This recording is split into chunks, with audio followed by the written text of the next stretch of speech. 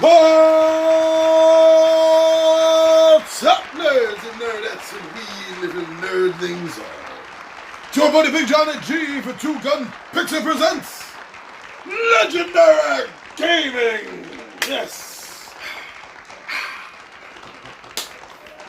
So we are off to a very good start on this showcase series of videos. Now you've already seen the unboxing, and now you didn't see the unboxing. Well, we got time. You can pause, go back and watch it. We'll still be here. Did they pause? All right, good. We're gonna keep going. Heck with them. They can catch up later. And after you saw that, you saw the setup. Quick, easy, fast. And now it's time to learn how the game is played. So why don't we figure this out one step at a time? I'll see you down at the table. You know that by now, don't you?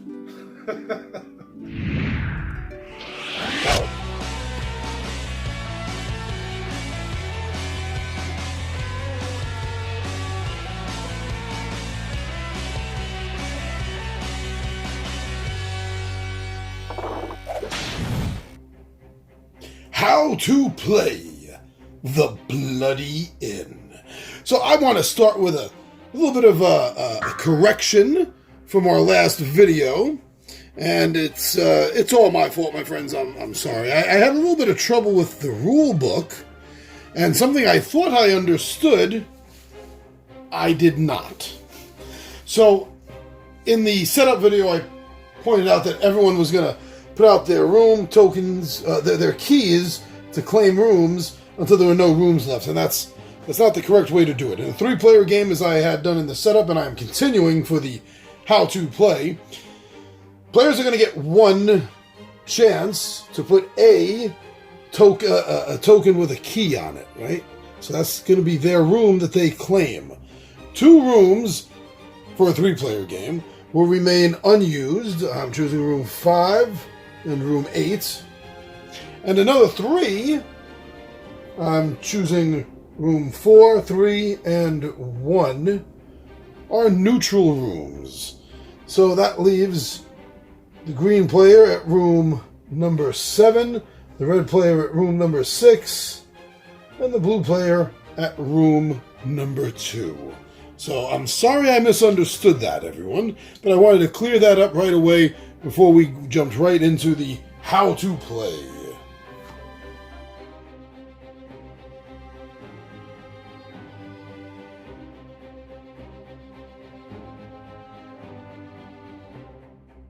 Now, speaking of the how to play, this game is done in 2 phases.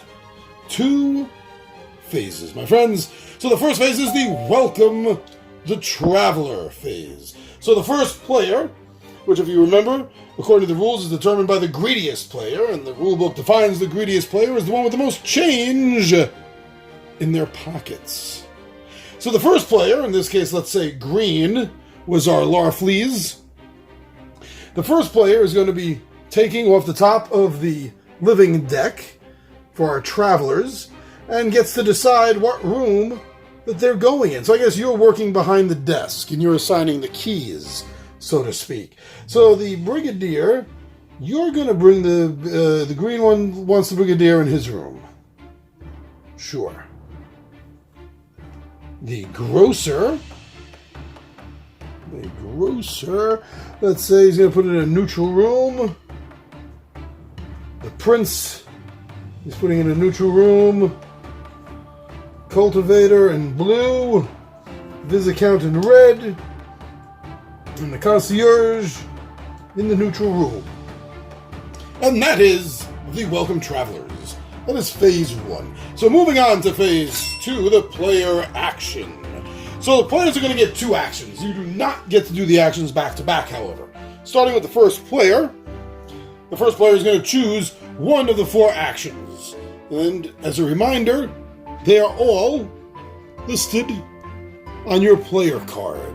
It'll tell you the 4 actions that you are able to take.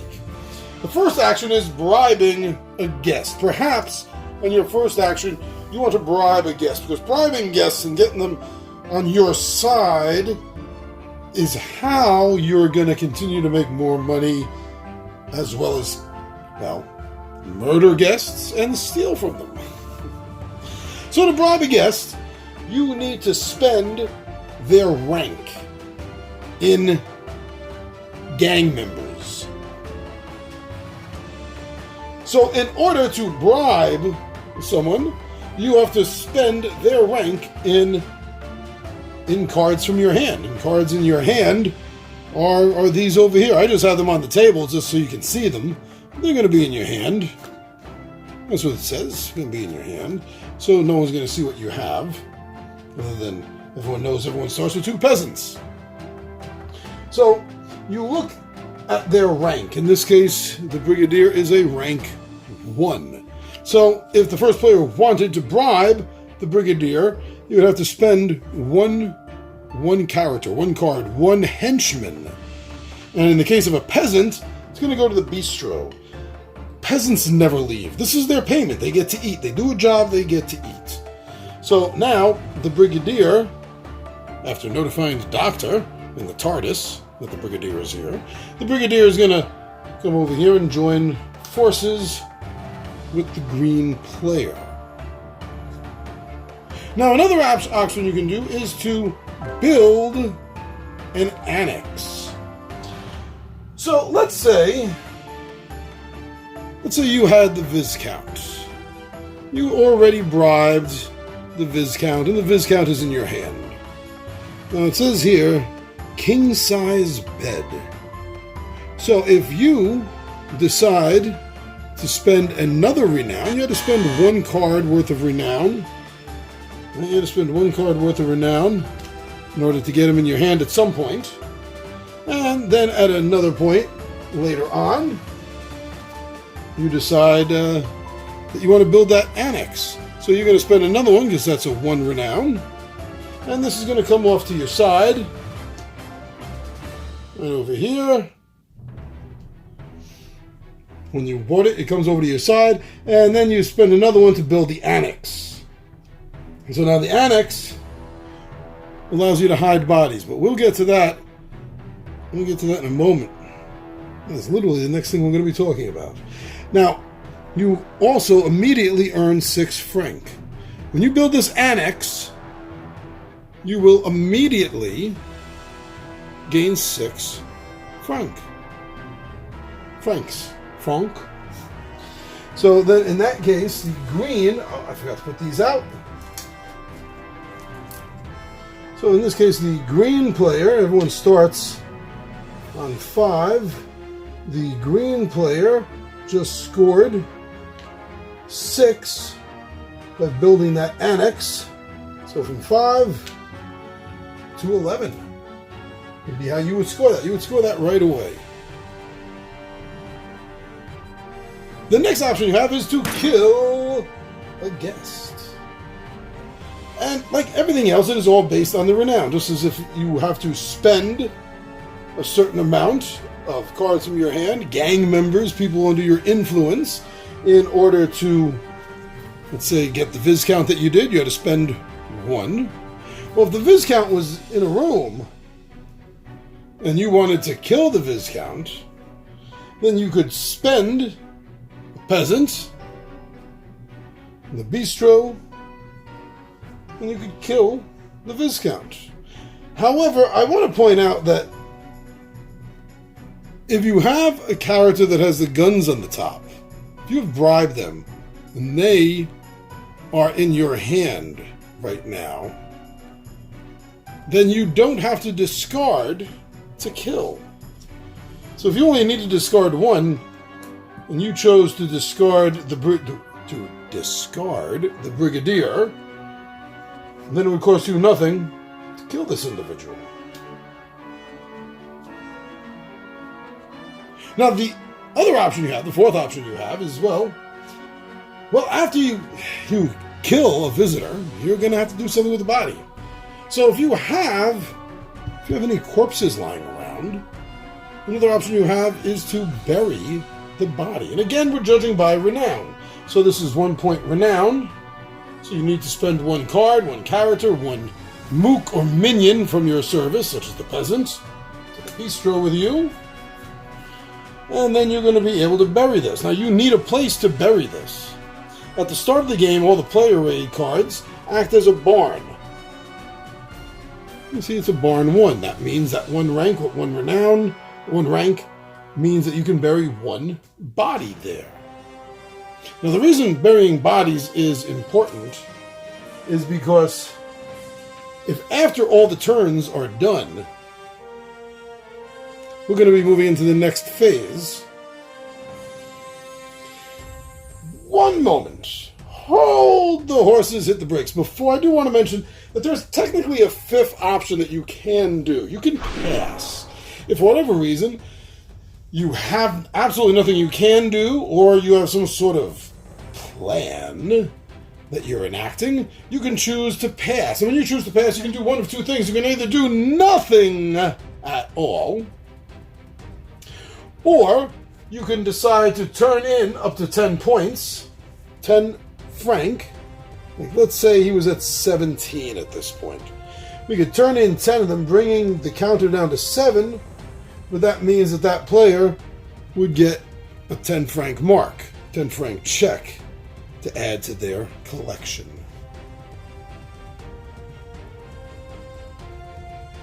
Now we move on to Phase 3 to close everything out. Phase 3 is the end of the round, and it marks the morning. The very first phase, the greeting of the travelers, was early evening. The actions was the middle of the night. And now we end off with Phase 3, the end of round, which is the early morning. And as every early morning in France, 1830 starts off, it begins with a police investigation. Dun dun dun! So, if there are any police that are left in rooms at this phase, they are going to investigate and look for bodies. So if you have a body that is not been dealt with, taken care of, I say as I put my finger to my nose and push it to the side, wink wink, nod nod, well, that's going to be really bad news. If you have a corpse that hasn't been buried during an investigation and there's a police officer you're in, oh no. Yeah, this is bad. If there's a police officer there, you're going to have to rush to take care of this body. So you're going to have to spend 10 franc to quickly hire the local gravedigger to get rid of the body. Now, there's a problem with that. Not only have you just lost 10 franc, and that means that you are 10 franc less from winning the game, but that also means that you are not going to get the money. You are not getting the money. When you successfully bury a body, you will get the money that it had. In this case, that would be 12 franc for this dead Viscount. So if you have to go to the local gravedigger, you, my friend, are losing money. Now, what if you don't have 10 franc?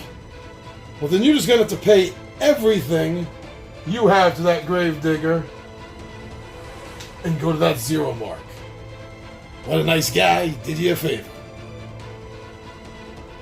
After the police investigation, it continues on with everyone leaving. So any survivors or people that were not bribed into your gang are going to leave. It is very important to remember that when your guests are leaving your room, when a guest is leaving a room that you are in control of, you are going to get paid 1 franc for that guest who leaves alive. Now, the very, very last thing that you have to do is you have to pay wages. So for every person in your employ, like let's say you end off the round and you have 2 peasants and a brigadier in your employ.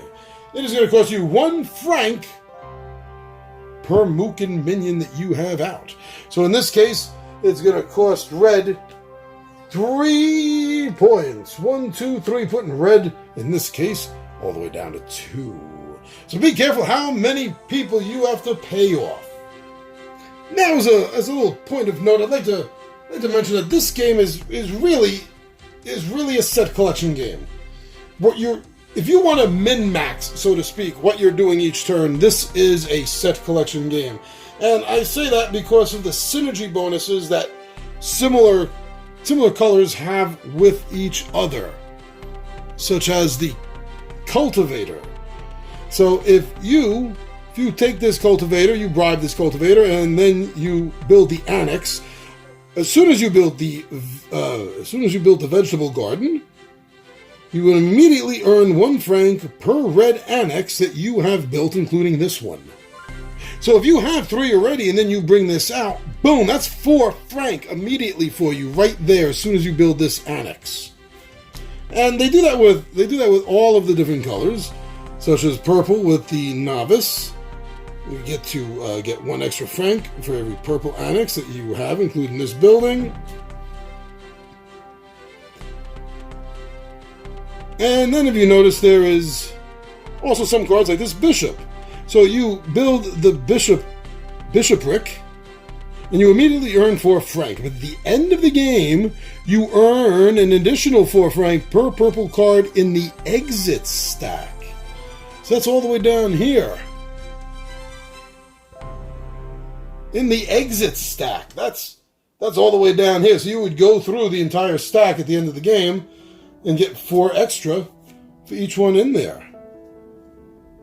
And, there's also cards like the representative. From now on, you play 1 accomplice fewer to perform a bribe a guest action.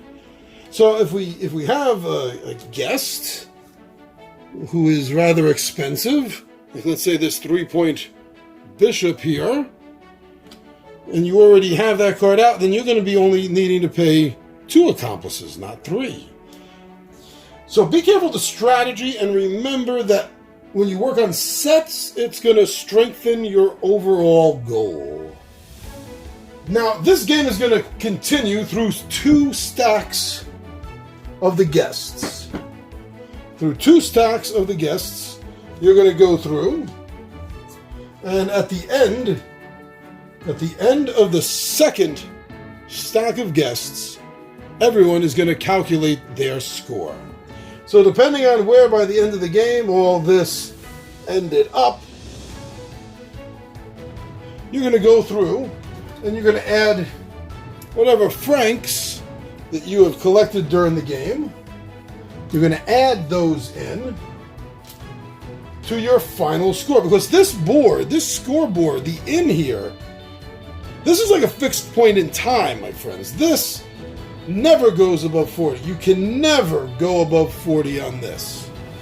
Which is why you're going to want to pass every now and then and say, oh, well, I'm at 37. There's no change if I earn more than 3 points here. I'm not going over it. So you know what? I'm going to cash in. I'm going to get 3. And I'm going to bring this 37 down to 7. Because really all I need money is to pay my men. I only got 4 people this turn, 5 people. I can handle that on 7. I'm good. You're going to have to think like that. So then at the end of the game, as I said, you're going to add everything up. So let's say for green, who just did that last, that's 10, 20, 30, 40, 50, 60, 70, 80, 97 would be the final score for green. Unless green had...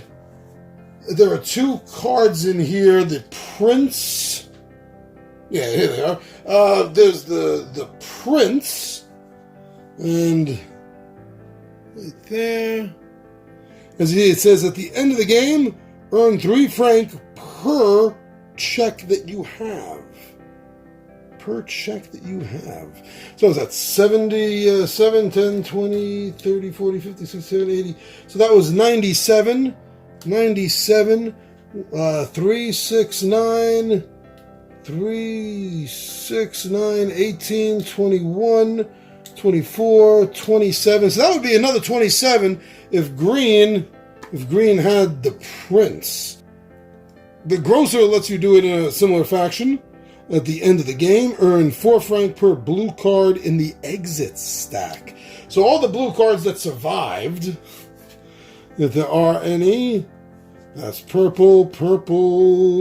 So basically anything with the cash on the top, right? So let's be 1, 2, 3, 4, 5, 6, 7,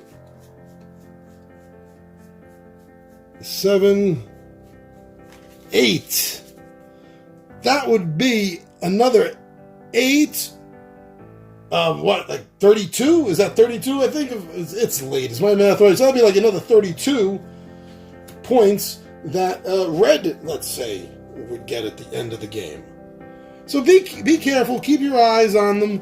They all have something. The bishop has like the same thing as the grocer, but accounts for the purple cards at the end of the game. So keep your eye on that when you're scoring. And then the player with the highest amount of score, my friend, you're the winner. Now, why don't you come back tomorrow night? We're going to be playing a game of this. I believe it's just going to be me and Oregon Al. I'm not sure if anyone else is going to be joining us, but you'll get to see a 2-player run-through of that on tomorrow night, on Friday. And I think I might run a solo. The solo's a little bit different. There's a little bit of alteration in the rules. So I'm thinking Saturday, I will tell you the setup for that and do a live playthrough. So, my friends, that is everything I believe you need to know when you're going to play a game of The Bloody Inn by Pearl Games, created by Nicholas Robert. Robert? Robert. All right, my friends. So thank you very much, everyone, for heading over to the Facebook, the Instagram, and the Twitter that Two Gun Pixie has. Thank you for going over there and taking a look and seeing what it is that we do over there and looking at some of our daily drops. Thank you also to everyone. So much, thank you. That's been going over to the official Two Gun Pixie Zazzle store. I've been checking out some of our nerdy merch over there. Our mostly RPG-inspired gaming stuff, also some general nerdiness that you may enjoy. So thank you for going over and at least taking a look at some of our designs and see if there's anything that you like. Very cool, thank you. But the biggest thanks of all I got to say is for everyone that comes over here to our home right here on YouTube. Thank you for watching our videos and subscribing to our channel. You comment and you like. That is awesome. That is so awesome. And it's even more so when you share. When we see or we get a notification that a video was shared, man, thank you so much. That is the greatest way of telling you that you appreciate what we do. So I'm your buddy Big Johnny G for Two Gun Pixie presents Legendary Gaming. And my friends, I am out of here.